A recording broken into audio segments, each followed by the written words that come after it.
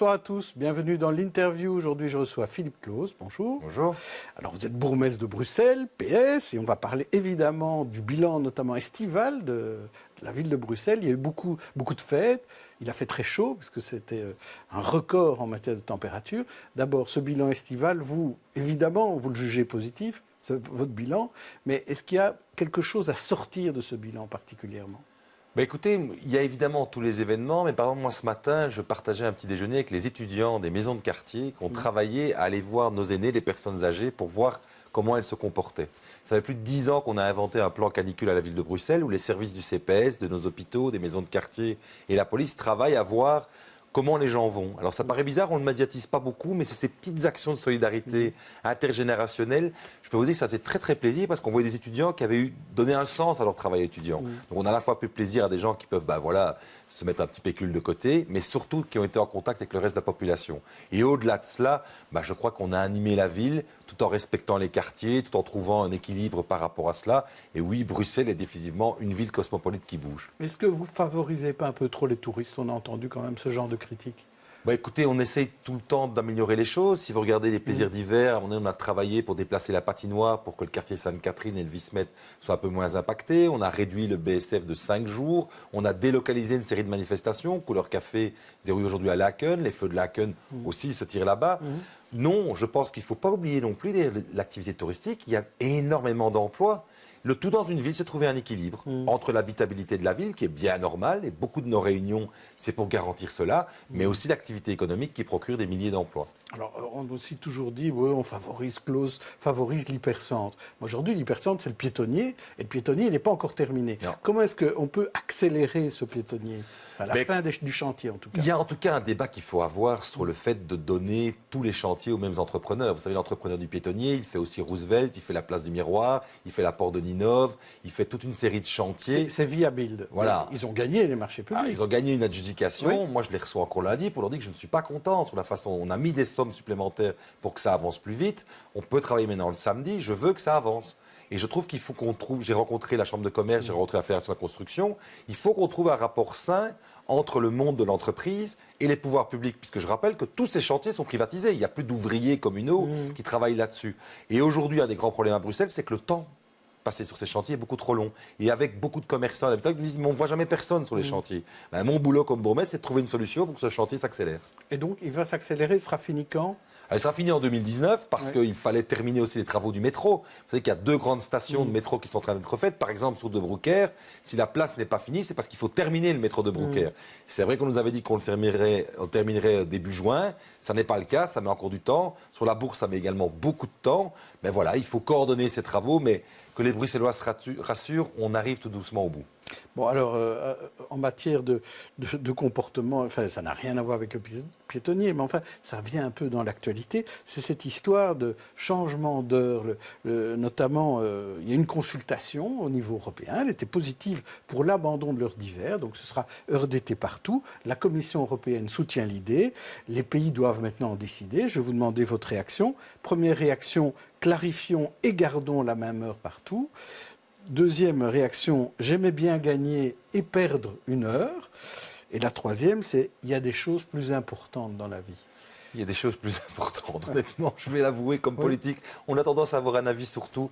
Je n'ai pas d'avis sur l'heure d'hiver, je suis désolé. Alors, vous aurez certainement un avis sur la sécurité à Bruxelles, parce que ça, c'est votre compétence de bourgmestre, et notamment d'abord sur la porte du Lys. Parce qu'on a dit que la porte du Lys, il y a eu pas mal de problèmes. On a dit qu'il y a eu des tables rondes qu'il y a eu entre la plateforme citoyenne et la ville, notamment, pour améliorer cette sécurité à la porte du Lys. Alors, qu'est-ce que vous allez faire pour améliorer la sécurité là ? Vous savez, depuis le début de ce dossier, je ne fais pas de commentaires. On agit énormément, c'est très compliqué. Les avis sont souvent un peu hystériques d'un côté et de l'autre. Moi, je fais mon boulot, mais je veux penser aujourd'hui aux habitants du quartier Nord, dont on ne parle jamais. Il y a plus de 2000 habitants autour du parc Maximilien qui vivent dans les logements du foyer Lacquenois. Et je peux vous dire qu'ils souffrent. Et mon boulot comme bourgmestre, au-delà de la situation que je dois gérer avec les services sociaux, avec les services de police, avec l'ensemble des services de la voirie, les espaces verts, la propreté publique, je pense vraiment aux habitants et je veux leur dire que je ne les laisse pas tomber et que nous travaillons des solutions structurelles avec eux qu'ils verront dans les prochaines semaines. C'est quand même vague. Hein, mais... Oui, parce que dans ce dossier, toute intervention amène a des clivages qui fait qu'on ne sait pas aborder de façon sereine. Et donc j'ai décidé depuis un an de faire, mais de me taire. Donc il vaut mieux être discret et on verra dans quelques semaines. Mais quand même, au sein même de votre majorité, on dit des choses différentes. Certains disent qu'il faut quitter le parc Maximilien, d'autres disent qu'il faut que le fédéral s'en occupe. Comment arrivez-vous à mettre tout le monde d'accord? Parce que vous ne parlez pas, mais les autres parlent. Tout à fait. Moi j'ai 3 principes. La méthode, le sang-froid et la détermination. C'est ce que j'explique dans ce dossier et je l'applique avec discrétion. Donc vous les laissez parler. Voilà. Ouais. On a vu que vous disiez aussi que Bruxelles manquait de policiers. Hein. C'est un peu votre réponse quand on a annoncé que peut-être les militaires allaient quitter certains endroits dans Bruxelles. La faute au fédéral. Et pourtant, un syndicat vous a répondu en disant que l'erreur, elle vient plutôt du côté des zones de police bruxelloises qui, depuis des années, n'ouvrent pas de poste, qu'il n'y a pas de poste vacant. Est-ce que là, c'est vrai? Est-ce qu'il y a un mea culpa à faire? Non, ce qu'il n'a pas vu, c'est ce que j'ai dit, c'est qu'aujourd'hui, il n'y a plus un problème budgétaire. Avant, les zones avaient un problème budgétaire, demandaient le refinancement du fédéral. Aujourd'hui, grâce au gouvernement de Rudy Vervoort, il y a eu un refinancement de toutes les communes. La dotation générale aux communes a augmenté partout. Dans les 19 communes, tout le monde a reçu en plus. Donc tout le monde peut décider de consacrer plus de moyens à la police. C'est ce que nous avons fait, Bruxelles et XL, avec ma collègue Dominique Defourny. On a mis un budget, on a proposé au Conseil de police de plus de 6 millions d'euros pour recruter des policiers supplémentaires. Et donc on dit au fédéral qui recrute pour tout le pays, ça y est, on a mis le budget, on a ouvert les postes, envoyez-nous les policiers. Et je trouve que il faut d'abord remercier les militaires qui sont venus nous aider pendant ces 3 années. Les citoyens l'ont d'ailleurs remarqué. Et vraiment, le boulot de ces personnes qui ont été séparées de leurs familles, qui sont venues sécuriser Bruxelles, il faut leur rendre hommage. Mais ils le reconnaissent eux-mêmes, ce n'est pas la place de l'armée d'être dans la rue. Et donc moi, simplement, je demande ce qu'on appelle un phasing out, c'est-à-dire une transition.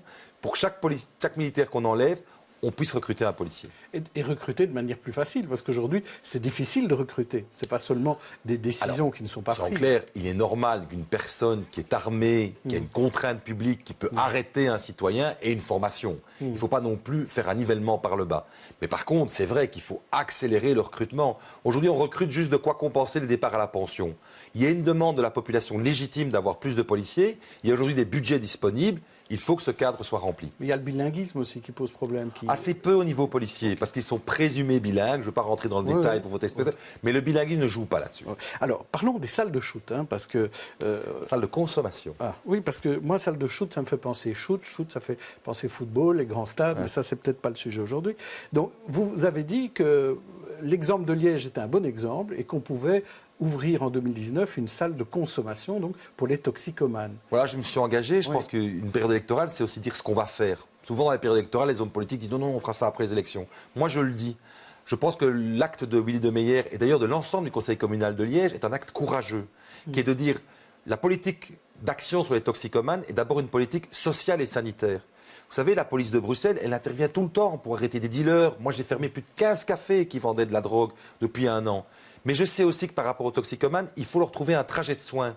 Et je sais aussi la souffrance que peuvent avoir certains habitants de certains quartiers, comme le quartier Alhambra, d'avoir ces gens qui se piquent ou qui se droguent devant leur porte. Oui, parce que finalement, la salle de consommation, elle est dehors pour l'instant. Alors pour l'instant, elle est dehors, et c'est évidemment d'avoir cet accueil avec des infirmières, avec des possibilités de voir des médecins, de pouvoir se traiter les plaies, et surtout d'avoir des trajets qui doivent peut-être leur permettre de sortir de la toxicomanie.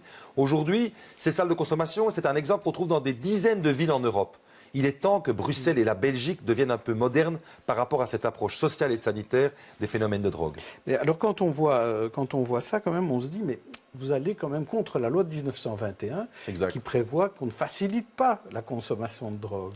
Alors c'est là évidemment il y a un danger quand même pour tout le paradoxe. Et donc je rappelle aussi que j'ai une responsabilité légale en termes de salubrité, de santé publique et de sécurité. Et donc par rapport à ça, il faut faire une balance. Et donc je soutiens mon collègue de Liège parce que c'est important de montrer aussi qu'entre villes, on peut communiquer entre nous, parce que Liège est aussi confronté à des problèmes de toxicomanie. Et donc, je pense que la loi doit évoluer. Ma collègue Karine Lallieu a déposé une proposition au Parlement fédéral. Elle doit absolument être mise à l'ordre du jour et pouvoir être discutée de façon sereine, sans tabou, sans se lancer des noms d'oiseaux et des invectives qui n'ont pas beaucoup de sens. Aujourd'hui, il faut traiter cela de façon rationnelle et moderne. Alors, donc, c'est une condition sine qua non pour la majorité communale de 2019, ça ? Moi, je pense que je l'ai vu. D'ailleurs, j'ai entendu qu'il y avait eu une proposition à la COCOF sur les comptoirs de seringues, de distribution, qui est aussi une approche de réduction de risque, et qu'il y avait une unanimité des partis au Parlement de la COCOF qui avait voté ce genre de proposition. Donc on sent bien que les mentalités sur l'approche par rapport à la problématique de la toxicomanie évoluent. Le tout répressif ne marche pas, il faut le dire aux gens, il faut le dire à nos citoyens. Et le toxicomane, c'est d'abord une victime, quelqu'un qu'il faut soigner, avec qui il faut aider. Ça ne sert à rien. Le parquet, d'ailleurs, ne les poursuit pas, et je le comprends. Il y a d'autres priorités par rapport à ça. Et donc, à nous de soulager nos quartiers, de garantir l'habitabilité et d'offrir des trajets de soins. Alors parlons un peu des élections communales. Je ne sais pas si vous l'avez vu, mais le CDH propose de rendre l'argent qui a été pris aux habitants bruxellois et en proposant des chèques de 100 € par habitant de la ville de Bruxelles à dépenser dans les activités de la ville. Alors c'est une bonne idée. Qu'est-ce qu'en pense le bourgmestre? Ça sent un peu le slogan. En plus, venant d'un parti qui a supprimé les chèques sport, c'est un peu curieux. Mais bon, moi je crois que ce qu'il faut, c'est d'arriver de façon structurelle. Nous, ce qu'on va proposer, c'est qu'autour de votre quartier, il y ait un centre sportif, un centre culturel, une crèche, une école. Vous savez qu'on a construit près de plus de 2600 places d'école, quand en 2020, on aura construit 4000. C'est ça que les gens attendent, plus que 100 €, dans le fond, très très vite dépensés. Je crois qu'il faut des apports structurels. Et nous, notre priorité, c'est le scolaire, les crèches, l'équipement des quartiers. C'est une réponse un peu à ce qui s'est passé il y a plus d'1 an maintenant, avec le SAMU social, avec ces scandales-là. Est-ce qu'il y a une réponse quand même à apporter On en a donné une très claire. J'ai commencé par moi-même. J'ai diminué mon salaire de 35%. Je pense être le seul à l'avoir fait. J'ai décidé tout de suite, le premier week-end où je suis nommé, de diminuer mon salaire, d'arrêter de cumuler. Nous avons réduit les mandats. 70% des rémunérations liées au mandat de la ville de Bruxelles ont été réduites. C'était un geste fort par rapport aux citoyens. Tout le monde peut faire comme moi. Il y a des membres de la liste du CDH qui pourraient aussi réduire leur salaire s'ils le voulaient. Je les encourage à suivre ma voie. Merci Philippe Close. Alors lundi, on se retrouve dans l'horaire habituel de l'interview. Ce sera à 12h45 et ce sera avec Françoise Berthiaud. Bon week-end à tous.